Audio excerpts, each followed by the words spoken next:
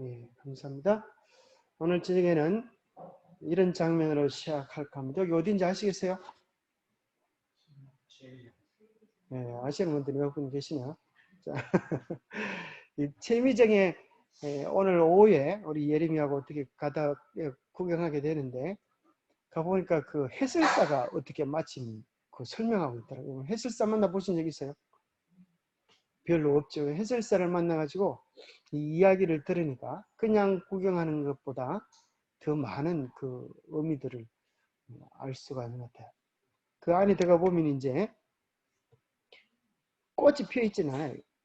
뭐 놀라지 마시고 4월, 5월에 피는 꽃인데 하나는 목단 들어서 목단 혹은 모란이라고도 하고 모란이 피기까지는 김영랑 시인의 시의 주제가 된 하나는 목단이고 하나는 작약입니다. 근데 어느 놈이 어느 놈인지 아시겠어요? 아, 그냥 아세요?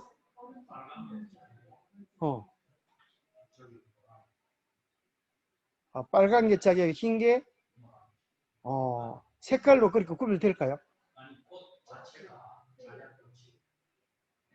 작약이 그죠? 작약이 좀 이렇게 온박합니까? 어, 어, 어, 또 설명하실 분, 이 둘의 차이를. 그래요? 꽃잎이 좀 틀려. 근데 유심히 안 보면 좀 비슷해요. 근데 권장님 아주 잘 하시는데, 수술도 좀 틀리네, 그죠? 색깔은. 예.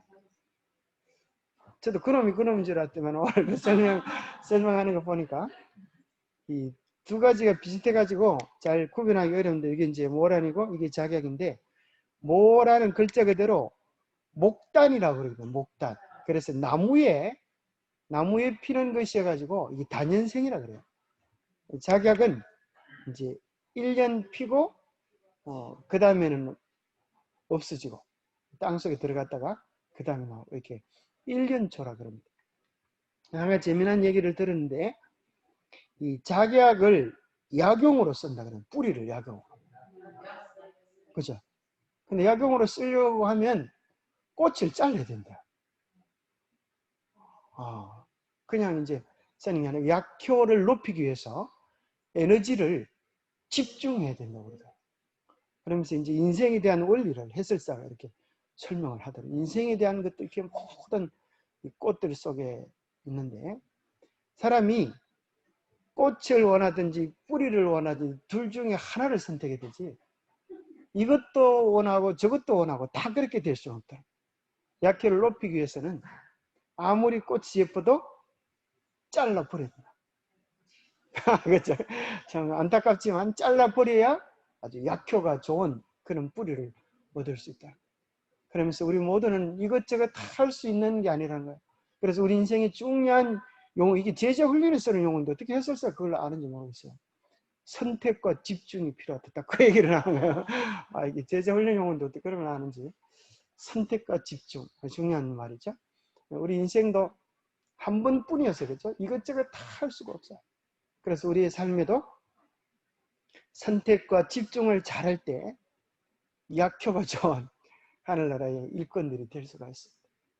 사실 우리의 매 시간 정말 말씀을 사모하고 우리가 잘라버려야 될 거를 다 자르고 집중한다면 그죠? 우리의 믿음에 진보가 있지 않을까요? 우리의 경우는 많은 경우죠. 이것도 하고 싶고 저것도 하고 싶고 이놈도 하고 싶고 저놈도 하고 싶고 그러다가 다 놓쳐버리는 수가 있습니다. 그래서 우리 인생에 참 중요한 것은 집중하는 것. 그죠? 집중해서 내 것으로 삼고 비록 그 장례를 알지 못하더라도 한 걸음 한 걸음 나가면 새로운 길들을 하나님께서 열어주십니다. 그래서 우리가 몰라도 어느 쪽으로 걸음을 내디뎌야 되겠어요? 믿음 편으로. 그죠? 믿음 편으로 걸음을 내디디면 하나님께서 아브라함의 걸음을 인도하셨듯이 한 걸음 한 걸음 그렇게 인도하시는 거다. 자, 우리 지난번에 했던 말씀인데요. 요한계시록 17장 2절에 보면 마지막 시대의 교회에 대한 이야기를 하시면서 정조를 잃어버린 엄녀 같은 교회가 있겠다. 그 엄녀 같은 교회는 세상의 임금들과 그렇죠? 오 땅에 거하는 자들, 세상에 무수히 많은 사람들에게 인기가 있는 그런 교회다. 그죠? 세상에 인기가 있는 교회다. 사실 오늘날 인기 있는 교회가 어딘가 이렇게 하면 사람들이 다 마음에 그게 있어요. 기독교 아주 점수를 많이 잃어버렸어요. 정말 천주교회는 엄청나게 좋은 점수를 많이 받고 있죠. 희한하게도 그 음행의 포도주에 온 땅에 있는 사람들이 취하에는 이 포도주가 무슨 뜻이라고요? 그래요? 이 음료의 포도주에 취하여 가지고 정신을 못 차려. 이 음료의 포도주는 뭘까요? 거짓 가르침을 이야기합니다. 이걸 마시면 취하여서 분별이 되잖아요. 그리고 술을 먹으면 이제 이 여인이 아주 예쁘게 보이신다는 거예요. 술을 먹으면. 그런 것처럼 이제 이 음녀의 거짓 가르침 속에 빠지면 여기가 진리구나 그런 생각을 하게 됩니다. 이것이 정말 오늘 이 전 세계의 지구온난화의 문제를, 코로나의 문제를, 오늘 지구가 당하는 수많은 문제를 해결할 수 있는 다발이구나 그렇게까지 착각하게 될 것입니다. 그래서 계시록 16장 13절 14절에 보면 하나님 편에서 삼위일체가 있듯이 마귀 편에서도 삼위일체가 있어서 그걸 모방하는 거예요. 그래서 여기 보면 첫 번째 새 들어온 영이 있는데 첫 번째는 용의 입과 두 번째는 짐승의 입과 세 번째는 거짓 선자들의 입에서 나오는데 뭐가 나와요? 귀신의 영이라. 그들은 똑같은 귀신의 영인데 악한 영이 그들을 지배하는데 자 짐승의 입은 정치 세력을 이야기합니다. 정치 세력. 거짓 선자는 누구를 뜻할까요? 진리를 잘못 나타내고 가르치는 이 세상의 거짓된 기독교, 진리를 왜곡시킨 거짓된 기독교를 거짓 선자라고 이야기합니다. 용은 누구를 뜻하는가 하면 수많은 이방 종교들, 그것이 하나로 통합될 것이에요. 그래서 일반 여러분들이 절에 가든지 또 뭐 여러 군데 가면 용을 신으로 섬기는 것을 보게 됩니다. 자기들은 신으로 섬기지 뭐 그런 얘기를 안 해도 다 거기 용이 있습니다. 황용, 청용 그런 우리나라의 문화도 깊이 관여되어 있죠. 그래서 용은 모든 이방 종교를 대표합니다. 그래서 이방 종교와 천주교와 모든 기독교들이 하나로 연합하는데 그 속에 뭐가 일어난다? 귀신의 영이라 이적을 행하여서 온천하 왕들에게 가서 하나님을 대적하는 전쟁을 하기 위하여 예배하더라 그랬습니다. 그래서 여기 귀신의 영으로 이적을 행하는 것 가운데 한 가지는 뭔가 하면 심유연사, 방언연사 이런 일들이 희한하게도 천주교에도 또 무당 접신할 때도 막 그런 일들이 일어나는 것이 오늘날의 현상들입니다. 근데 참 재미난 것은 이게 이제 1차 바벨론, 영적 바벨론에 대한 내용인데 그들은 성경과는 다른 성경을 쓰지만은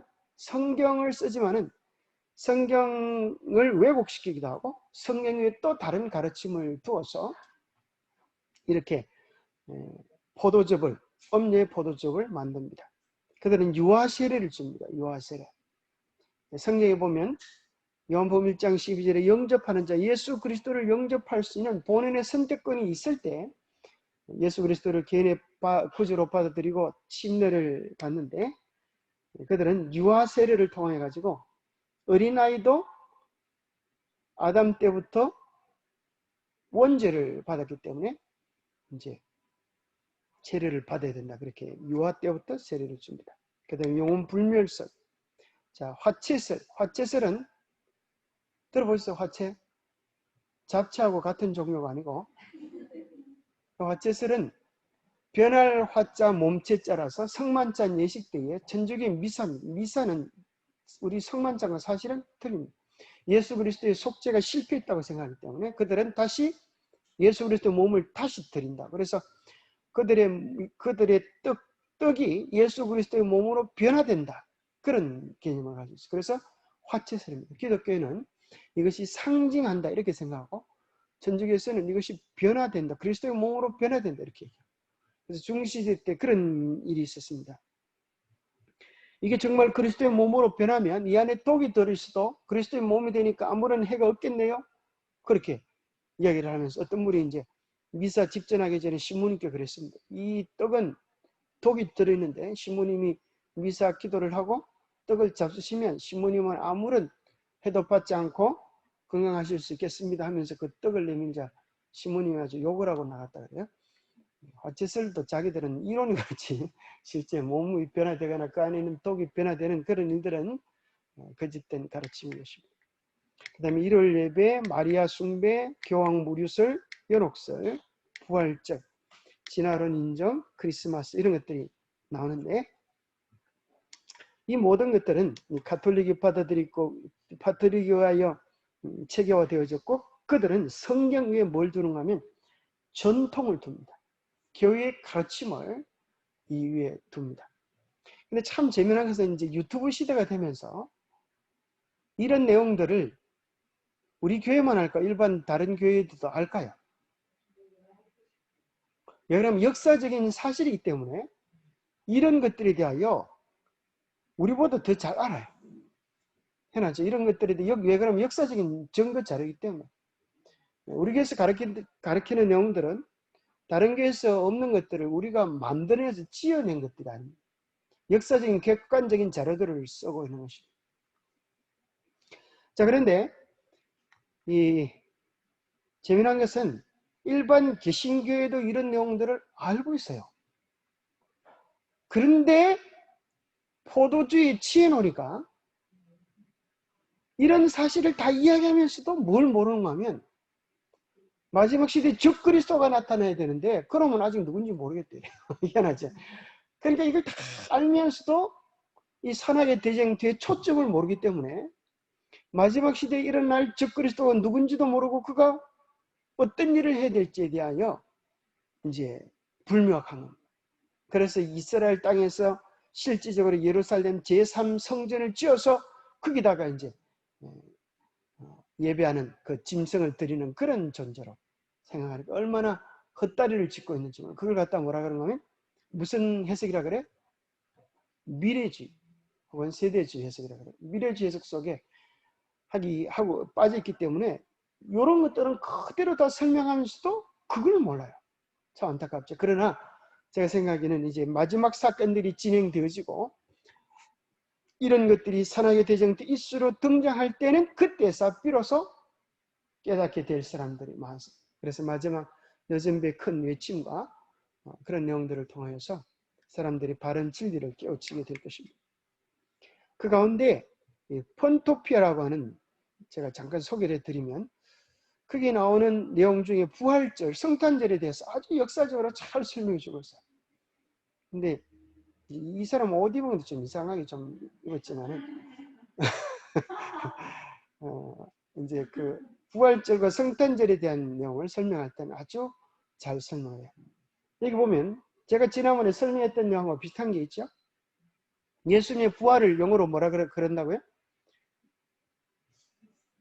여러분 책에 나와 있어요. 여러분 거기 보면 부활 이걸 갖다 여러분 사전에 찾아보면 뭐라 그런다고요? 부활을 사전에 찾아보면 resurrection 맨 위에 단어입니다. resurrection 위에 있는 단어. 그래서 부활절 그러면 우리 생각은 resurrection day 이렇게 해야 부활절인 것 같은데 실제 부활절 그럴 때 쓰는 단어는 위에 게 아니고 뭘 써요? 밑에 걸 쓴다는 거예요. 밑에 걸 어떻게 읽어요? 이스터 데이, 빵 굽는 날이에요. 이스터, 빵 굽는 이스터. 이 이스터는 빵 굽을 때 들어가는 이스터가 아니고 미스 리의 이름, 여신의 이름이에요. 이스터, 봄의 여신의 이름이에요. 그래서 이 교회는 그래서 여기 이분이 이걸 소개하는 내용을 제가 잠깐 소개드리면 대형 백과사전 초판의 내용에 보면 이런 내용이 나와요. 신약 성경이나 사도적 교부들의 저술 가운데 그리스도인들이 부활절을 지켰다는 암시는 없다. 특정한 날을 지극히 거룩히 여기는 것은 초대 그리스도인들의 정신에서 비롯된 것이 아니다. 부활절은 초기 그리스도인들이 지켰다고 하는 그런 기록이 없다는. 그럼 어디서 왔는가 하면서 이제 뭐 하는 거면 비너스 여러분 아시죠? 비너스 아세요? 뭐 비너스 뭐 그 선전하잖아요. 그죠? 비너스 뭐라고 그런 거 잘 저는 안 있기 때문에 그건 뭔지 잘 모르겠는데 뭐 그런 것들을 선전하잖아요. 그래도 비너스, 왜 비너스라 그런가 하면 미의 여신, 그죠? 미의 여신. 그런데 미의 여신은 아름다운 비너스 뭐 그러잖아요, 그죠? 아름다운 비너스. 지금도 그 용어를 그냥 쓰는 우리의 문화 속에 이제 들어와 있는데, 이 비너스는 미의 여신일 뿐 아니라 봄의 여신이에요. 봄의 여신. 그리고 뭘 상징한다? 풍요와 다산을 상징한다. 그래서 에베소에 보면 아데미 신전, 여러분 기억납니다. 에베소에 보면 아데미, 아르테미스, 그 여신의 모습은 여기 이제 젖이 2개가 달려 정상인데 거기는 뭐 엄청 많이 달렸어요. 포도송이처럼 달렸어요. 왜 그럴까요? 그걸 뭘 상징하는가 하면 다산, 그죠? 다산 많이 이렇게 그렇게 나와서 키우는 그런 것을 상징합니다. 그러면서 제가 설명드리듯 그대로 썼죠. 여러분 부활절이 몇 월 며칠이에요? 부활절이 몇 월 며칠이에요? 우리 김홍재 선생님 그래도 기억하시네요. 예. 김홍재 선생님 한번 설명해 보시겠습니다. 언제라고요?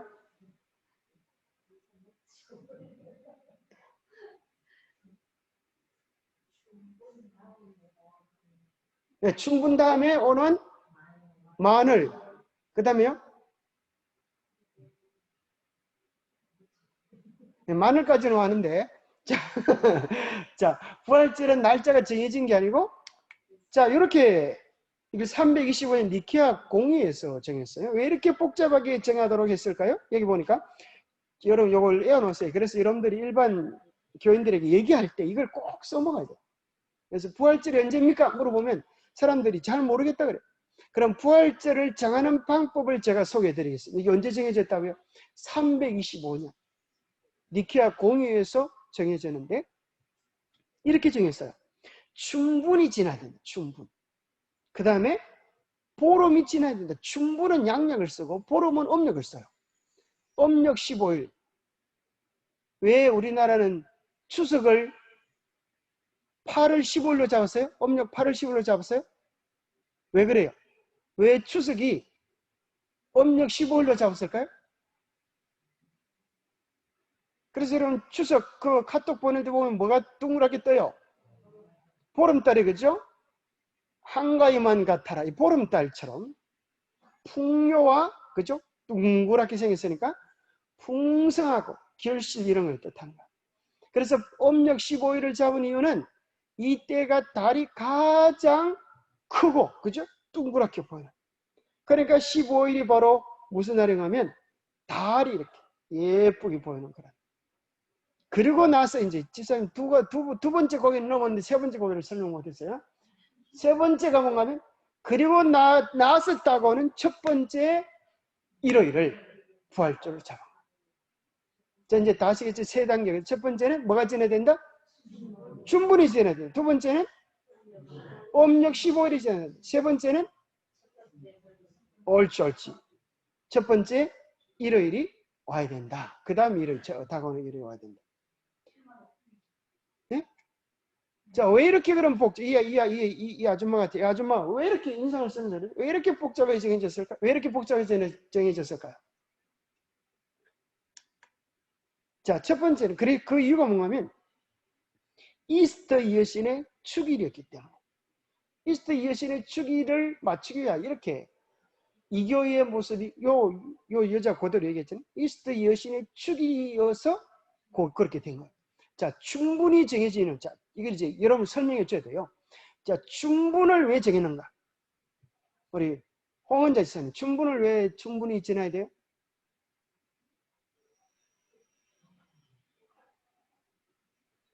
들어본 것 같아, 안 들어본 것 같아? 확실히 모르겠어요. 예. 들었다 어디 얘기하는 거, 안 들었다고. 자, 우리 서대순 지사님. 자, 그럼 우리 임미란 지사님, 왜 충분히 지나야 됩니까?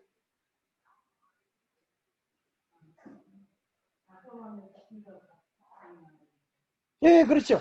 낮과 밤의 길이가 1년 중에 똑같은 날이 두 날이 있는데 하나는 충분이고 하나는 주분이에요. 그런데 왜 충분을 정했을까요? 해가 더 길어졌어. 해가 더 길어지면 왜? 그게 뭔 의미가 있어요? 우리 최석 시사님, 해가 더 길어지, 그때부터 이제 춘분 때부터 낮이 더 길어져. 해가 길어지면 큰일 나겠죠. 자, 낮이 더 길어지는데, 낮이 더 길어지는 게 어떤 의미가 있을까요? 옳지. 태양신이 부활했다 하는 거야. 네?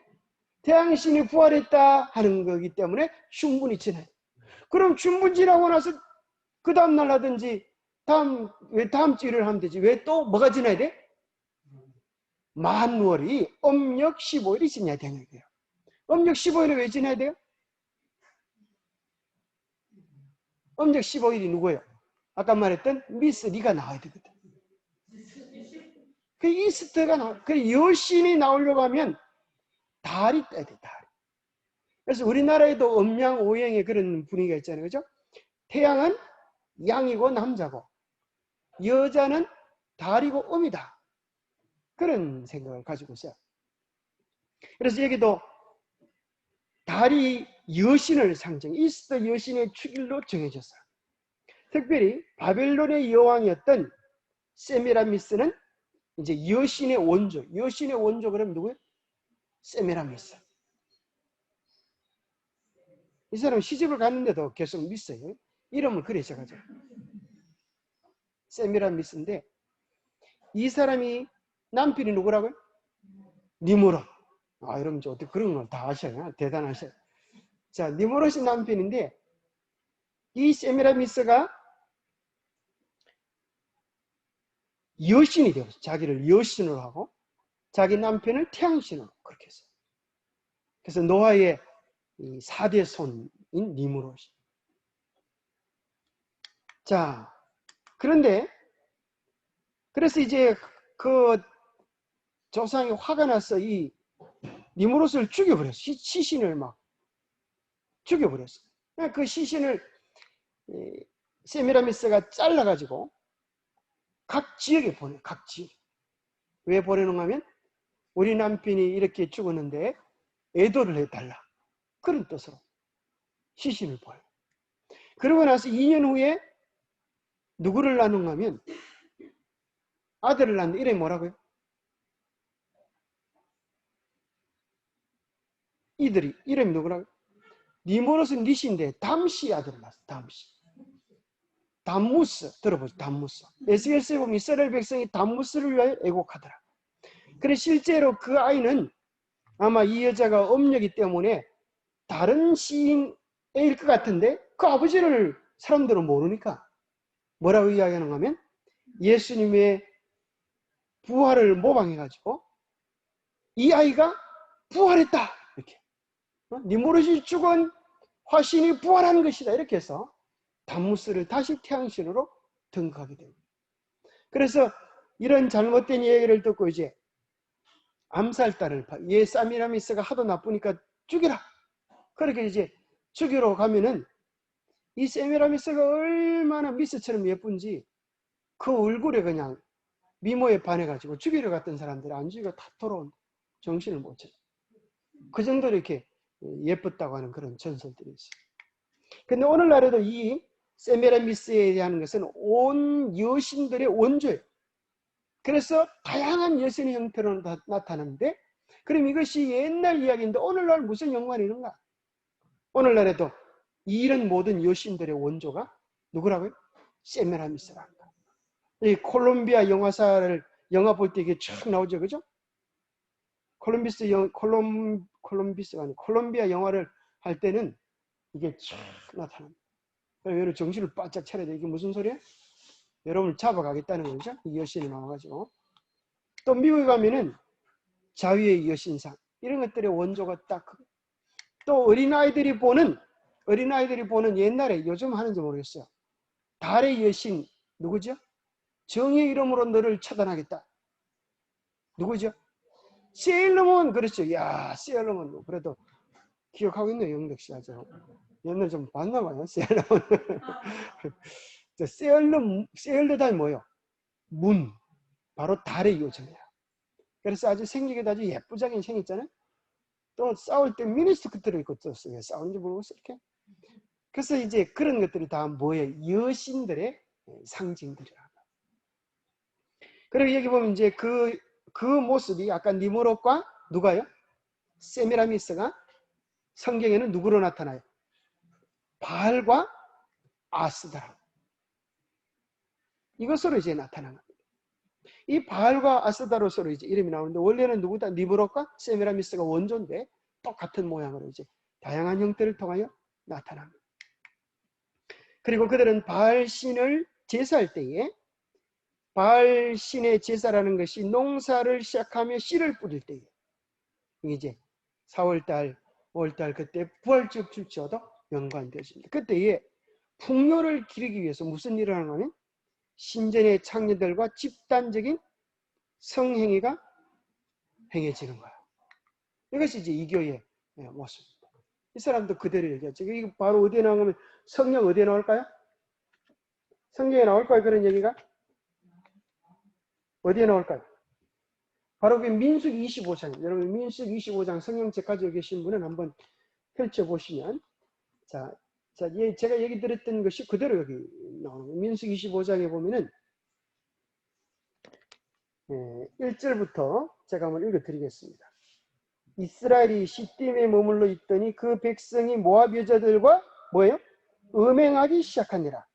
그 여자들이 자기 신들에게 제사할 때에 이스라엘 백성을 청하며 백성이 먹고 그 신들에게 절하므로 이스라엘이 바알이 나오죠. 바알볼하고 바알하고 같을까요? 틀릴까요? 바알볼이라는 말은 볼 동네에 있는 바알이라는 사람. 같은 바알. 바알볼에 가담한지라 여호와께서 이스라엘에게 진노하시니라. 여호와께서 모세에게 이르시되 백성의 두령을 잡아 뭘 향하여? 태양을 향하여. 바로 태양신이라는 거예요.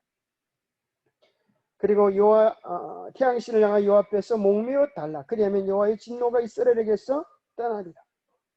모세가 이스라엘 재판관들에게 이르되 너희는 각각 바알볼에 가담한 사람들을 죽이라. 이스라엘 자손의 온 회중이 회막문에서 올 때에 이스라엘 자손 한 사람이 모세와 온 회중의 눈앞에 미디안의 한 여인을 데리고 그의 형제에게로 온지라. 제사장 아론의 손자 엘르아살의 아들 비나스가 보고 회중 가운데에서 일어나 손에 창을 들고 그 이스라엘 남자를 따라 그의 막사에 들어가 이스라엘 남자와 그 여인의 배를 꿰뚫어 두 사람을 죽이니 연병이 이스라엘 자손에게서 그쳤더라. 그 연병으로 죽은 자가 24,000명이었다. 여러분 연병 걸리면 안 되겠어요. 그죠? 연병할 놈들 그러잖아요. 그러니까 이제 뭐 하게 되는가 하면 이런 집단 성행위들이 뭐 하는 거예요? 바알에게 제사하는 거예요. 제사하는 그 의식이 이랬다는 거예요. 실제 에베소에도 그리스 신전에도 그런 게 나와요. 거기 가면 신전 속에 거기 창녀들이 나와요. 그런 문화 속, 이교 문화 속에 그런 것들이 있어서 이런 일들을 보게 됩니다. 그래서 남자 농경신인 바알과 여자 농경신인 아세라 신상 앞에서 생식을 통해 풍요를 기원하는 예식이었어요. 이스라엘 백성들에게 이런 일들이 여러분 매혹적인 것이 있을까요? 아주 징그러운 것이었을까요? 징그러운 것이었을까요? 이스라엘 백성에게 있어서 그들은 광야 속에서 힘들고 어렵고 이때까지 그죠? 먹을 것도 변변찮았는데 그들에게 이것은 정말 어떤 것보다 매혹적인 것이었어요. 그래서 거기서 얼마나 많은 사람이 오늘 몇 명이 죽었다 그래요? 24,000명이 거기서 연병으로 죽었다는 거야. 이것은 오늘 뭘 얘기해 주는 거면 이것이 어디에 있었던 가나안 직전에 있었던 거야. 가나안 직전. 그건 뭘 얘기하는 거면 하늘 가나안 들어가기 직전에 무슨 일이 있겠다는 거야. 영적으로는 바로 영적 음란함이 이 세상에 있겠다. 그 다른 말로 하면 온 세계가 거짓 종교를 중심으로 하여 통합되는 일이 일어나고 또 안 믿는 사람들 속에서조차도 이런 음란한 영이 작용하여서 이 세상의 모든 사람들이 그죠? 이 엄난함 속에 빠지는 이 회개망측한, 그래서 여러분들이 온갖 영화들을 보면, 그죠? 영화들을 보면 뭐가 영화예요? 폭력, 엄난, 이런 것들이 영화의 대부분의 주제들이에요. 그래서 마귀는 마지막 단을 묻기 위해서 이런 일들을 다 벌이고 있는 거예요. 그래서 이 세상에 있는 이야기들은 결국 들어보면 결국은 그 얘기예요. 결국. 그래서 우리가 영적으로 정신을 바짝 차려서 거룩한 것을 쫓아가는 그런 사람들이 돼야 합니다. 그죠? 그래서 여기 사사기 2장 13절에 보니까 그들이 여호와를 버리고 누구를 섬겼어요? 바알과 아스타롯을 섬겼으므로 여호와께서 이스라엘에게 진노하셨어요. 바로 부활절 축제가 그런 것이었어요. 원래 이게 부활절 축제는 이제 태양신이 죽었다고 관을 쥐고 울면서 가고, 남자들은 피를 불고 하다가 동쪽에서 해가 떠오르면 우리 신랑 태양신이 부활했다, 그러면서 거기서 남자와 여자들이 이제 집단 엄난한 짓을 하는 것이 이교 부활의 축제였어요. 그래서 옛날에, 지금도 그런 일이 있지만은 옛날에도 부활절 축제를 할 때는, 지금 하는지 모르겠어요. 그런 실제로 그 교회에 보면 그런 게 많아요. 부활 축제를 할 때는 해가 떠오르는 걸 보면서 그렇게 부활 축제를 했다. 그 모든 것들이 그런 이교 속에서 왔다고 하는. 그 다음에 또 이게 이스트라고 그 여신이 뭐라고? 이스트라고 부르는데, 그래서 이 여신이 무슨 여신이다? 봄의 여신, 미의 여신, 풍요와 또 뭘? 다산을 상징한다. 그래서 이 여신들은 그릴 때 그림을 그저 정말 예쁘게, 이 어린아이들이 보는 만화 영화 이런 데 보면 여신들이 아주 예쁘게 다 나와요. 그래가지고 이제 이 여신이 뭐로 나오면, 그게 여신이고, 여신이 뭘 데리고 다녀? 토끼를 말이야, 토끼. 이 여신하고 토끼하고 뭔 상관이 있을까요? 토끼가 애를 많이 낳아. 토끼가 애를 몇 마리씩 낳아요? 많이 노는 모양이에요, 토끼가. 그래서 토끼가 다산의 상징이므로 이스터 축일의 심볼이죠.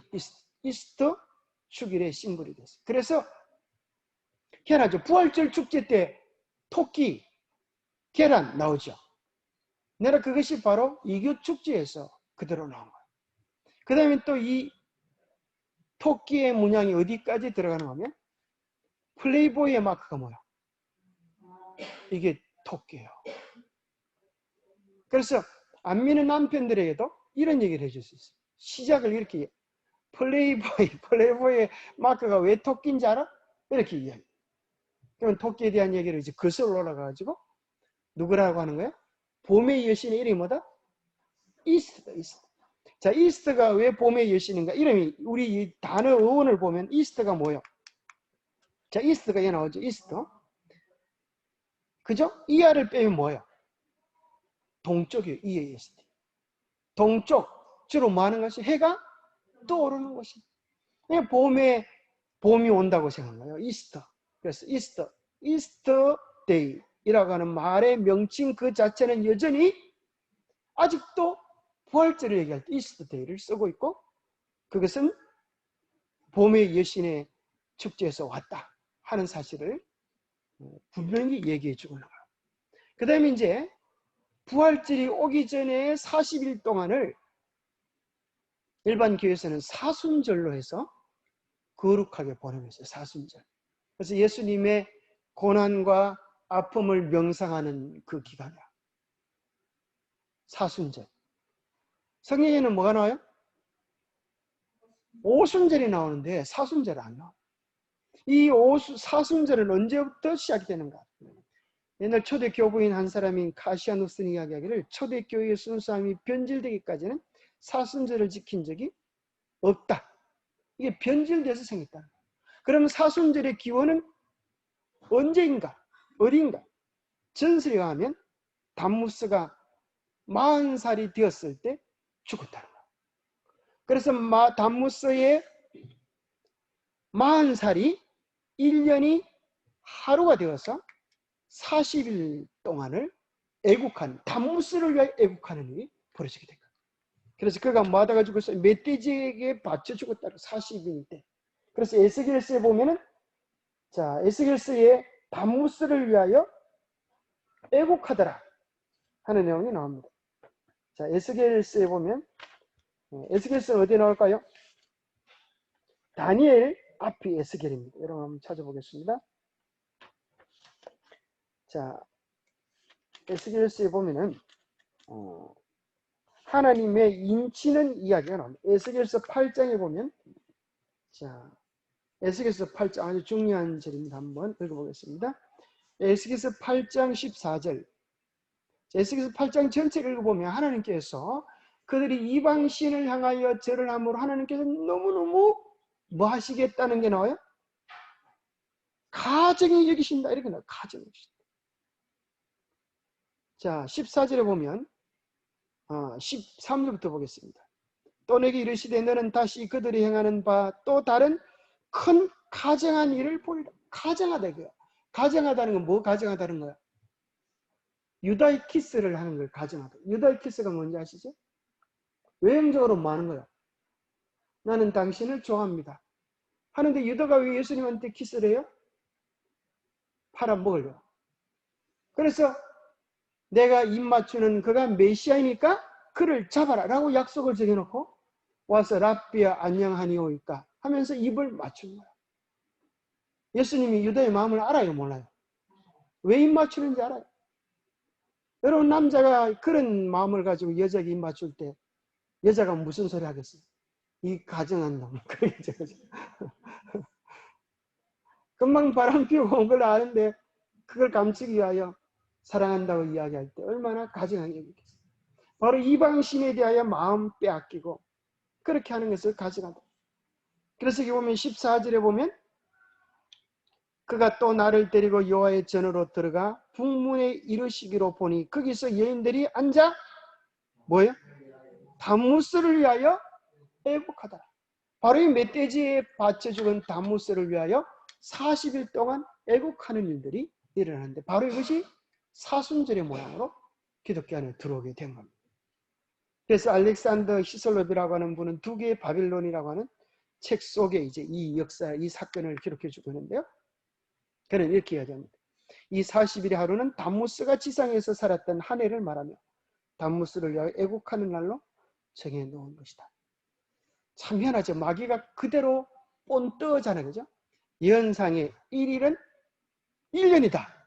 그죠? 예일 원칙에 대한 얘기를 또 여도 카피해서 쓰고 있죠. 하루가 1년이 하루로 이렇게 또 나타나죠. 그 다음에 참 놀라운 것은 쿠르드족 사단 숭배자들도 지금도 매년 봄에 40일 동안 금식을 하면서 애도한다는 거예요. 누가요? 사단 숭배자들이 그걸 한다. 그리고 그것은 바벨론 종교로부터 물러왔고 또 이집트에도 40일 동안 애국하는 그런 풍습이 있고 그 다음에 이제 천주교에도 사순절, 기독교에도 사순절, 일반 기독교도 사순절이 합니다. 그래서 이것이 같은 맥락에서 왔다고 하는 것을 우리에게 보여주는. 그래서 이런 것들을 통해 가지고 성탄절에 대한 내용도 이제 이분이 연구해 놓은 거 보면 아주 그렇게 깊이 있게 다루어주고 있습니다. 자, 오늘 마지막 때는 우리가 어떤 깃발 아래 쓸 것인가. 가톨릭 신부가 이런 얘기를 했어요. 개신교회는 기초가 될 만한 근거를 갖지 못하고 있다. 그 하나로서 그들은 성경상 안식일을 지키지 않고 있다. 그들이 제7일 안식일 예수 재림교회와 연합을 하든지 토요일로부터 일요일로 경배일을 변경할 권한을 가진 교회 가톨릭과 연합하든지 택해야 할 시간이 빨리 다가오고 있다. 자, 이것이 세트로 들어왔다. 자, 일요일 예배는 그냥 예수님 부활 다음에 바로 들어온 게 아니고 뭐와 같이 더불어 들어왔다고요? 부활절과 성탄절. 부활절 언제 정해졌다고요? 325년에. 성탄절도 그때쯤 정해졌고, 그러면 여러분들 요 연도로 맞춰야 되겠죠. 적어도 요거는 우리 재림교인들이니까 일요일 휴업령을 칸스탄티누스가 처음으로 선포한 해는 언제예요? 해는 몇 년이에요? 몇 년? 날까지 맞추기는 어렵겠고 몇 년이에요? 그건 한 번 들으면 잊어버릴 필요가 없는데 안 들어본 지 보신 적이 없나? 다 놓고 계시는 것 같아요. 자, 마음줄 놓으면 생각줄 놓으면 큰일 납니다. 자, 정신 바짝 차리세요. 자, 그것은 1, 2, 3을 거꾸로 하면 돼요. 몇 년이에요? 옳죠. 321년이에요. 같은 3단이잖아요. 325년, 321년. 다 그 또래에 함께 탄생되어진 사생아들인 거예요. 그죠? 이교 숭배 제도에서 나온. 그래서 이것이 합쳐져서 일요일 예배로 나타난 것이지 결코 이것이 기독교의 바른 신앙적 근거가 아니다. 그래서 기독교를 파괴하는 지난번에 보여드렸기 때문에 넘어가겠습니다. 그래서 오늘날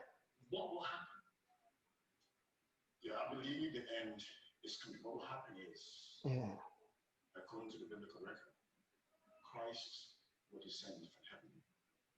With his angels, and he's coming to take those who have accepted him and been saved by his grace. Will this literally happen? It will literally happen. The sky will sign. There'll be the sound of the trumpet. There'll be the voice of the archangel. 자, 오늘날 천주교에서 일반 많은 교회들에서 예수님이 문자적으로 구름을 타고 오신다고 하는 이 사실을 받아들이지 않습니다. 참 놀랍죠? 그러면서 이제 이분이 이제 흑인 목사님, 우리 교단의 목사님이에요. 그 얘기를 하니까 이 사회자하고 많은 사람들이 아주 조소를 합니다. 이거 보세요. 악한 정신을 가진 그리스도군요. 그리스도이군요. 그죠? 그래서 그런 사람, 예수님의 재림이 실질적으로 이루어진다고 하는 사람들을 뭐라고 이야기하는가 하면 교황은 근본주의자다. 근본주의자. 성경 그대로 믿는 사람들을 뭐라고 얘기했나고요? 근본주의자다.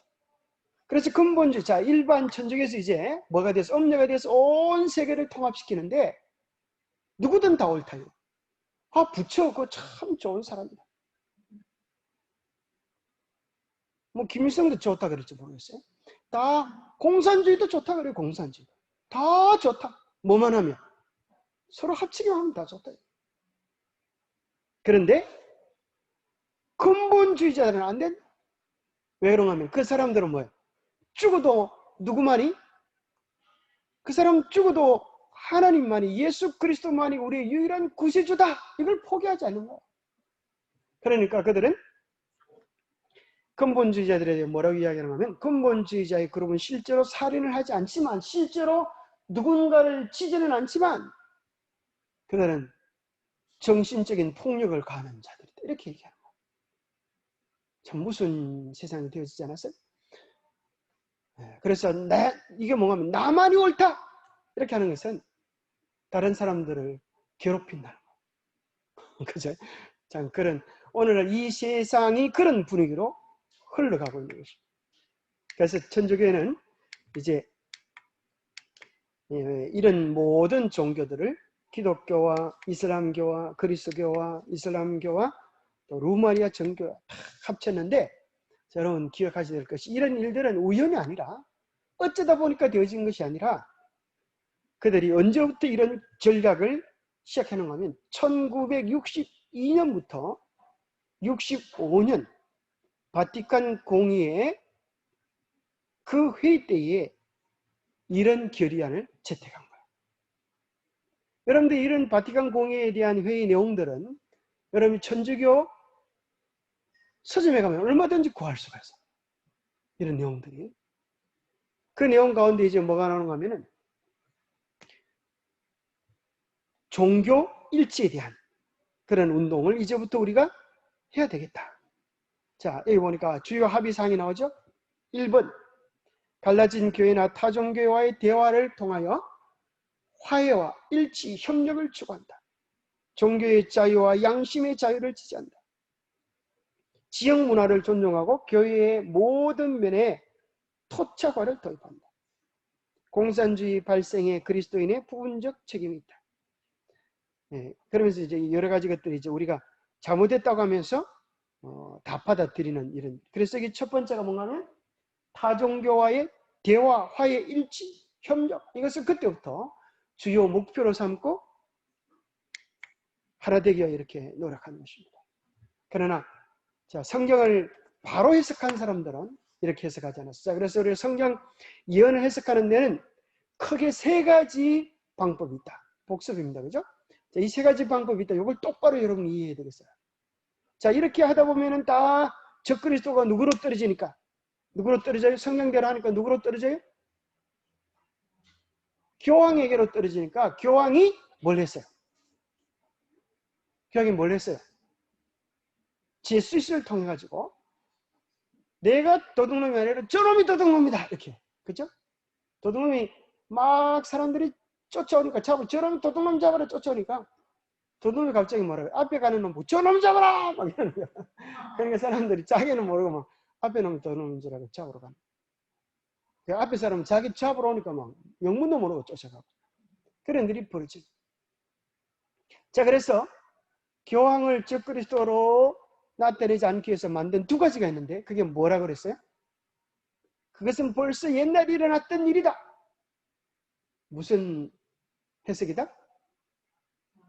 옳지. 이야, 첼시 오늘 상 많이 받아야 되겠어요? 과거주의다. 과거주의 해석이 나오고 이건 또 지금은 여러분 모르는데 앞으로 도래할 사람이다. 이걸 뭐라 그래요? 미래주의. 미래주의. 자, 그래서 과거주의와 미래주의는 다 헛다리를 짚는 거예요. 헛다리를 짚고 있는데 어느 날 수많은 교회에서 그걸 잘 몰라. 그러면 뭐와 뭘 맞춰야 되겠어요? 그러면 미래주의도 아니고 과거주의도 아니고 그러면 성경적인 전통적인 우리 초대 이제 종교개혁자들이 선택했던 그 해석은 어떤 해석일까요? 무슨 해석이라 그래? 역사가 있는 역사주의 해석이다. 역사와 성령 예언을 비교해가면서 맞추어가는. 그래서 과거에 이루어진 것은 과거에 이루어졌고 현재 이루어질 것은 현재 이루어지고 미래에 이루어질 것은 미래에 이루어지는데 성령의 맥락 속에서 이미 다 보여주고 계신다. 그게 이제 역사주의. 그래서 역사주의 해석에 기초해가지고 쩌빙글리, 존 낙스, 루터, 켈빈 이런 사람들이 다 뭐라고 얘기하냐면 교황은 적그리스도다. 그때부터 그래요. 1500년대. 그런데 이것을 피해가려고 제수이식 과거주의와 미래주의를 만든 것입니다. 그래서 쩌빙글리 이야기하기를 교황은 죄에 굴복한 인간으로서 즉 그리스도이며 희망을 그리스도에게 걸지 않은 거짓 종교의 대표자다. 거짓 종교의 대표자다. 그래서 그는 삼척 멸류관을 쓰면서 하늘에 땅에 지하에 세 곳을 다스리는 하나님의 대리자다. 그렇게 이야기하지만 그것은 하나님의 대리자가 아니고 적그리스도의 모형으로 서는 것입니다. 스콜틀랜드 종교개혁자 존 낙스도 이야기하기를 수시대에 걸쳐서 교회 위에 굴리며온 교황권이 바로 바울이 말한 적그리스도요 멸망의 아들이다. 또 특별히 여기 루터는 그의 책에 보면 이런 그림을 그려놨어요. 계시록에 나오는 열불 짐승을 탄 삼척 멸류관을 쓴 모습으로 교황을 그려놓은 것입니다. 그래서 루터는 이야기하기를 데살로니가전후서 2장 3, 4절에 나와 있는 하나님이나 숭배함을 받는 자 위에 뛰어나 자존하여 성전에 앉아 자기를 보여 하나님이라 하느니라고 기록하였던 그 존재가 여기 있다. 즉 그리스도인 불법의 사람 곧 멸망의 아들이 있는데 그는 하나님의 법을 삭제하였으니 하나님의 계명 위에 자신이 만든 계명을 높였다. 우리는 여기서 교황권이 진짜 즉 그리스도의 권좌에 앉아있다는 사실을 확인하는 바이다. 감히 데살로니가후서 2장 3, 4절에 나온 것처럼 불법의 사람, 하나님의 법을 변경시키고 깨뜨리고 왜곡시킨 그런 사람이 바로 즉 그리스도라고 하는 그 분명한 확인을 교황이 했던 일들 속에서 발견하게 된다고. 그래서 오늘 이제 나머지는 이제 다음 시간에 자, 요거만 읽고 마치겠습니다. 웨슬러도 감리교의 창시자 웨슬러도 그렇게 얘기했고 일반 장로교의 창시자 칼빈도 이야기하기를 나는 교황이 그리스도의 대리자라는 사실을 부인한다. 그는 즉 그리스도이다. 나는 그가 교회의 머리라는 사실을 부인한다. 그리스도께서 교회의 머리됨과 같으니 자, 이 내용도 우리 교회에서 나온 게 아니고 제가 이게 베델교회 있죠. 아마 일반 장로교회인지 어딘지 모르겠는데 거기서 하는 걸 캡처한 것이 똑같이 믿고 있죠. 그런데 이제 그런데도 불구하고 또 이 많은 사람들이 뭘 모르냐면 마지막 때 교황권의 궁극적인 목표를 몰라요. 뭘 인정하지 않으니까 하나님의 계명에 대한 이 대쟁투 사관을 인정하지 않으니까 이걸 잘 모르고 눈이 감겨지는 이런 것들을 알면서도 뭘 인정하지 않으니까 제7일 안식일의 중요성을 모르니까 눈이 감겨지는 거예요. 그래서 이사야서 29장에 보면 그들은 소경이라 그래요. 소경. 왜요? 하나님의 계명을 모르기 때문에 하나님의 계명을 아니고 사람의 계명으로 가르침을 받았기 때문이다. 이사야 29장에 보면 그렇게 나옵니다. 그래서 오늘 우리는 이 세상에 일어나는 징조들을 보면서 다시 한번 진리로 무장하고 우리의 마음이 어린 양이 어디로 인도하는지 따라가며 영적 순결과 또 진리의 순결과 우리의 가정을 더욱 순결하고 깨끗하고 아름다운 진리 안에 들 수 있도록 그렇게 마음의 결심을 하고 나가면 좋겠습니다. 기도하겠습니다. 하나님 아버지, 이 세상에 이루어지는 징조들을 보면서 우리 주의 오심이 심히 가까움을 느끼게 되어집니다. 오늘날 참으로 우리의 영혼이 깊이 잠들어 있음을 깨우치게 도와주셔서 영적 깊은 자각이 우리 안에서 일어나 죄를 뿌리고 회개하며 주님의 진리 안에 견고히 서는 역사들을 허락하여 주시옵소서. 이론이 아니라 삶으로 우리가 복음을 경험하고 우리 안에 역사하시고 도와주시고 함께 하시는 하늘의 귀한 능력과 권능을 우리의 삶으로 증거할 수 있도록 도와주시옵소서. 어둠 속에 있는 수많은 바빌론 가운데 있는 백성들에게 참 진리를 증거할 수 있도록 우리에게 지혜와 열심과 순결을 다하여 주시옵소서. 하나님의 거룩한 인도하심이 우리 온 성도들을 이 마지막 어려움과 시련 속에서 지키시고 엘리야처럼 엘리야의 심령을 가지고 우리에게 준 마지막 사명을 잘 감당할 수 있도록 축복하여 주시옵기를 우리 주 예수 그리스도 이름으로 하여 간절히 간구하옵나이다. 아멘.